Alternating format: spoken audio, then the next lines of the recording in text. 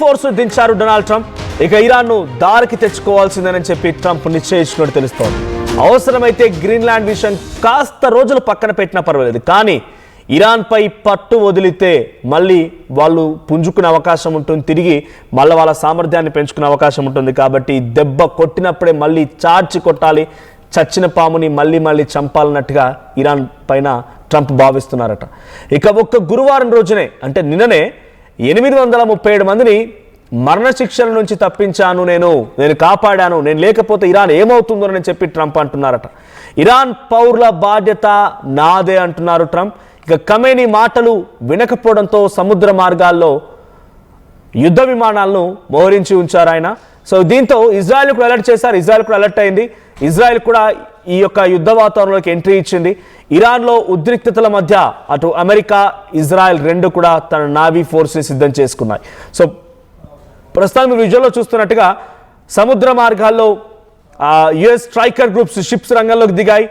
నిన్న ఇరాన్లో 837 మందిని మరణశిక్ష విధించబోయారంట. అంటే ఉద్రిక్తతలు కారణమైనటువంటి వారిని, అంతర్యుద్ధంలో ఇంతటి స్థాయిలో ఇరాన్లో ఒక యుద్ధం జరగడానికి కారణమైనటువంటి వ్యక్తులు ఎవరైతే ఉన్నారో ఆ ఆందోళన చేపట్టిన వారిని, పలు రకాలుగా ఆర్మీ సైన్యంపై దాడి చేసిన వారిని, అక్కడి ప్రభుత్వాల్ని దించాలని రకంగా కుట్ర చేసిన వారందరినీ కూడా అదుపులోకి తీసుకున్నటువంటి అక్కడి సైన్యం 837 మందిని ఒకేసారి ఏకకాలంలో మరణశిక్ష విధించాలని చూసిందట. అయితే దాన్ని నేను అడ్డుకున్నాను, నేను లేకపోతే ఇరాన్ ఏమైపోతుందో ఆ పౌరులపైన నాకు చాలా సంపూర్ణమైనటువంటి బాధ్యత ఉంది, నేనే వారిని కాపాడుతానని ట్రంప్ మాట్లాడుతున్నారు.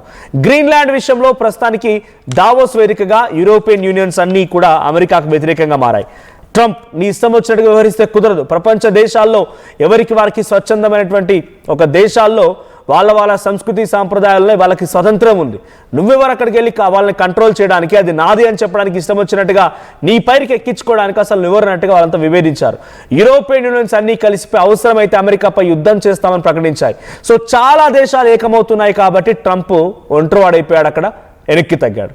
గ్రీన్లాండ్ రేపు కాకపోయినా మళ్ళీ తర్వాత అయినా అవకాశం, నా పక్క దేశమే కదా, యుఎస్ పక్కనే ఉంటుంది కదా ఆ టెరిటరీ, ఆ ఐలాండ్ యుఎస్ పక్కనే ఉంటుంది కాబట్టి ఎప్పుడైనా సరే చాలా ఈజీగా నేను క్యాప్చర్ చేయవచ్చు, కబ్జా పెట్టవచ్చు. కానీ ముందుగా నేను కంట్రోల్లోకి తీసుకోవాల్సింది ఇరాన్. అందుకే 2 రోజుల పాటు కొంత తగ్గినట్టుగా అనిపించినా కూడా మళ్ళీ ఇరాన్పై రెచ్చిపోవడం మొదలుపెట్టాడు. 2 రోజులు కాస్త తగ్గింది. నెతన్యాహు, ఇజ్రాయెల్ అధ్యక్షుడు నెతన్యాహు అటు రష్యా అధ్యక్షుడు పుతిన్తో ఫోన్ సంభాషణ పూర్తయిన తర్వాత నెతన్యాహు ఒక సలహా సూచన ఇచ్చారంట. ఇప్పుడు నువ్వు ఈ సమయంలో దాడి చేయాల్సి వస్తే డెఫినెట్గా రష్యా, చైనా కూడా రంగంలోకి దిగుతాయని చెప్తున్నాయి. నార్త్ కొరియా, కిమ్ కూడా వచ్చే అవకాశం ఉంది. ఈ దేశాలతో ఇప్పుడు ఎదుర్కోవడం చాలా కష్టం. అట్ ది సేమ్ టైం నువ్వు మళ్ళీ యుద్ధాలని చెప్పడం మూలంగా ప్రపంచవ్యాప్తంగా ఆందోళన కలిగించే విధంగా ఆందోళనకరమైన వాతావరణం నెలకొని ఉన్నాయి. ఇది ఒకటే కాదు, ఇన్ఫ్లేషన్ స్టార్ట్ అయింది, నీ డాలర్ విలువ కూడా పడిపోతోంది. నీ విషయం, నీ యొక్క ద్వంద్వ వైఖరి, నీ యొక్క అహంకార బుద్ధి ప్రపంచ దేశాలకు అర్థమైపోతోంది. కాస్త సైలెంట్గా ఉండబోయావా అని చెప్పి నేతన్యాహు ఇచ్చిన సలహా సూచన మేరకు ట్రంప్ కాస్త వెనక్కి తగ్గినట్టుగా అనిపించినా మళ్ళీ గ్రీన్లాండ్ చేజారిపోతోంది. ఒకేసారి రెండు చేజెక్కించుకోవాలనుకున్నారు ఆయన, ఇటువైపు ఇరాన్, అటువైపు గ్రీన్లాండ్. సో ఇరాన్ని చేజెక్కించుకునేటువంటి విషయంలో ఇప్పుడు కాకపోతే ఇంకొక అవకాశం వస్తుందో లేదో. అలీ ఖమేనీ కొంత ఇప్పుడు అక్కడ అంతర్యుద్ధం కొనసాగుతుంది కాబట్టి అక్కడ దేశ ప్రజలు మొత్తం కూడా ట్రంప్కి సహకరించే అవకాశం ఉంది. అలీ ఖమేనీని వెంటాడడంలో, అలీ ఖమేనీని అంతమొందించి ఇరాన్ని క్యాప్చర్ చేయడంలో చాలా ఈజీ అవుతుంది. అదే గ్రీన్లాండ్ విషయానికి వస్తే, గ్రీన్లాండ్ విషయంలో ఎంత అగ్రెసివ్గా చేసినా, ఏకంగా గ్రీన్లాండ్ అనేది నా దేశంలో ఒక రాష్ట్రమని ప్రకటించేసుకొని బిల్ పాస్ చేసినా, ఎన్ని రకాల వ్యాఖ్యలు చేసినా, యుద్ధ విమానాలని గ్రీన్లాండ్ మీదకి పంపించినా యూరోపియన్ యూనియన్స్ అన్ని ఏకమైపోయాయి. 1 కాదు 2 కాదు, ఏకంగా 10ల సంఖ్యలో దేశాలని ఏకమైపోయి గ్రీన్లాండ్ని క్యాప్చర్ చేయడానికి నువ్వెవరన్నట్టుగా క్వశ్చన్ చేస్తున్నాయి. దావోస్ని దీనికి వేదికగా చేసుకొని ట్రంప్ని ఏకిపారేస్తున్నాయి. కాబట్టి ట్రంప్ ఆ విషయంలో కొంత లేట్ అయినా పర్వాలేదు, బట్ ఏదో రోజున గ్రీన్లాండ్ క్యాప్చర్ చేయొచ్చు. కానీ ఇరాన్ మాత్రం వెంటనే చేయాలనుకున్నారు. సో ఇరాన్లో అంతర్యుద్ధానికి సంబంధించిన విషయం మీకు తెలిసిందే. ఇరాన్లో అంతర్యుద్ధం మొదలవడానికి ప్రధానమైనటువంటి కారణం ఆర్థిక మాంద్యం ఏర్పడడం, రియాల్స్ పడిపోవడం. $1 is equals to 14 lakhs of riyals, అంతటి స్థాయిలో విలువ పడిపోయింది. సో గతంలో 47 ఏళ్ల క్రితం డ్యూరింగ్ 1970s అప్పటి వరకు ఇరాన్లో పాశ్చాత్య ప్రభుత్వాలు ఉండేవి, శాల ప్రభుత్వాలు ఉండేవి. సో ఒంటరిగా అంటే ఒక మోనార్కిజం కనిపించేది. అమెరికా అండర్లోనే వాళ్ళు పనిచేస్తూ ఉండేవారు, వాళ్ళ మాట వినేవారు, లేకపోతే వాళ్ళ మధ్య సఖ్యత, సంబంధాలు, సన్నిహితం ఉండేది. కానీ ఎప్పుడైతే ఆ ప్రభుత్వాలు మారిపోయాయో, ఇస్లామిక్ దేశంగా కంప్లీట్గా మార్చాలనేటువంటి నేపథ్యంలో అలీ ఖమేని, ప్రస్తుతం సుప్రీం లీడర్ అలీ ఖమేని అక్కడ ఉన్నటువంటి మత పెద్దలు గురువులతో ఒక ఉద్యమాన్ని నడిపించి ఎప్పుడైతే ఇస్లామిక్ మొత్తాన్ని కూడా తమ కంట్రోల్లోకి తీసుకున్నారో ఆ రోజు నుంచి 47 ఏళ్ల పాటుగా కంటిన్యూస్గా హీఈస్ ద సుప్రీం లీడర్. అంటే ఆయన నేతృత్వంలోని ప్రభుత్వాలు ఎక్కడ ఉంటాయి, ఆయన ప్రజల చేత ఎన్నుకోబడి డైరెక్ట్గా ఆయనే సుప్రీం లీడర్గా ఉంటాడు, ఆయన ఎన్నికలు నిర్వహిస్తాడు. He's the election commission, he's the judge, he's the one and only supreme leader of the nation. ఆ రకంగా అలీ ఖమేని కొనసాగారు. అప్పటి వరకు సవ్యంగానే ఉంది. అక్కడ దేశస్తులు కూడా చాలా ఆయన మెచ్చుకునేవారు, ఒక దేవుడిగా చూస్తూ ఉండేవారు. ఇరాన్ ఇజ్రాయెల్ యుద్ధం సమయంలో కూడా ఇజ్రాయెల్ తమపై దాడి చేస్తుంటే ఇరాన్ అంతా ఏకమైపోయింది, అలీ ఖమేనికి సహకరించింది. కానీ ఆ యుద్ధం తర్వాతే పరిణామాలు మొత్తం మారిపోయాయి. అక్కడ దేశంలో ఆర్థిక మాంద్యం ఏర్పడింది, ఇన్ఫ్లేషన్ స్టార్ట్ అయింది, ప్రతిదీ కూడా ప్రజల నుంచే సొత్తు చేసుకోవాలనే ప్రయత్నం ప్రభుత్వాలు చేస్తూ ఉన్నాయి, రాజకీయ విభేదాలు మొదలైపోయాయి. ఇక ఇలా ఉంటే మనం ఇక్కడే ఉండిపోతాం, ప్రపంచ దేశాలని ముందుకు పరిగెడుతున్నాయి, మనం ఇంకా ఒక 25 ఏళ్ళు వెనకబడే ఉన్నాం, టెక్నాలజీ లేదు, చదువులు లేవు, ఇంకా మనం మతం దేశం ఇలాంటి ఆలోచనతోనే వెళ్తూ ఉన్నాం అనేటువంటి కోణంలో అక్కడి దేశస్తులంతా కూడా ఆర్థిక మాంద్యాన్ని, తొక్కిపెట్టడాన్ని, సప్రెషన్ని తట్టుకోలేకపోయారు. యుద్ధం మొదలైంది, అంతర్యుద్ధం మొదలైంది, ఒకరి తర్వాత ఒకరు.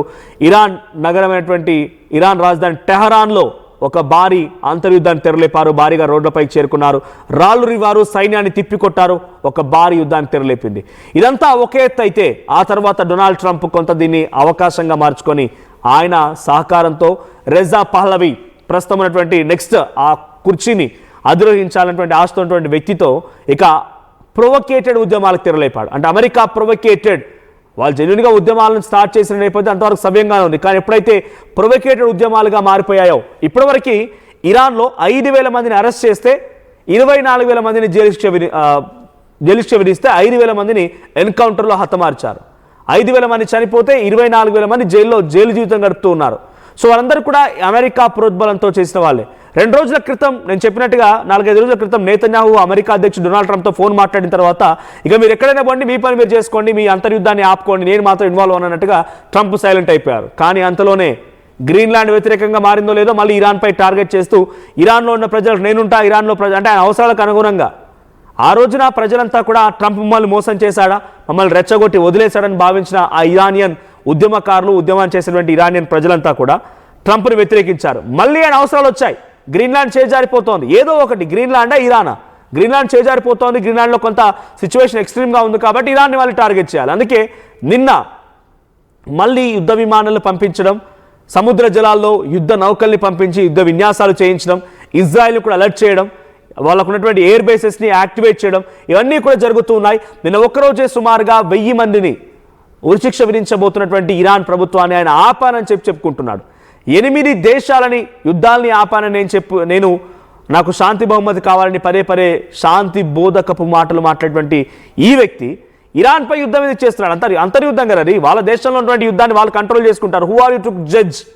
అసలు ఇది ఆ కాంటినెంట్ కాదు, ఆ దేశము కాదు, పక్క దేశము కాదు, పొరుగు దేశము కాదు, ఎక్కడి నుంచో వచ్చి నువ్వే కంట్రోల్ చేయాలా ఇరాన్లో జరిగే అంతర్యుద్ధాన్ని కూడా. ఇరాన్లో సైన్యం లేదు, ఇరాన్లో ప్రభుత్వాలు లేవు, ఇరాన్లో సామాన్య జనం లేదు, ఇరాన్లో వివరించే వాళ్ళు లేరా?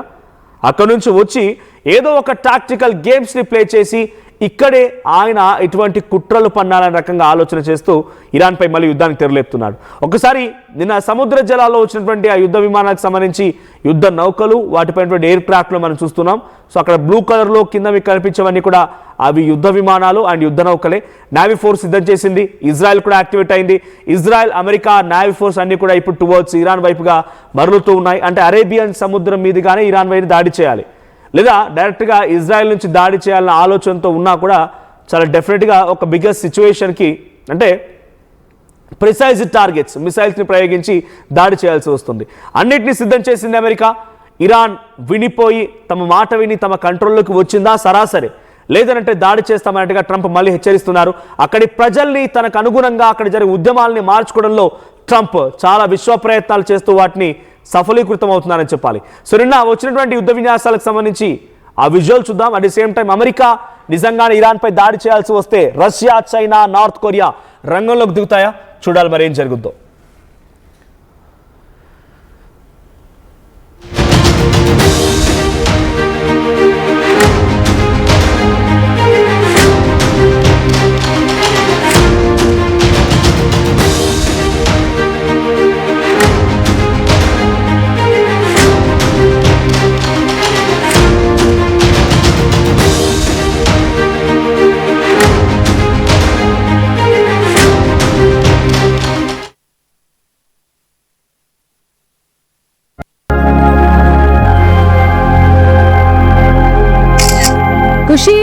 ఫంక్షన్ కి టైం అవుతోంది, త్వరగా.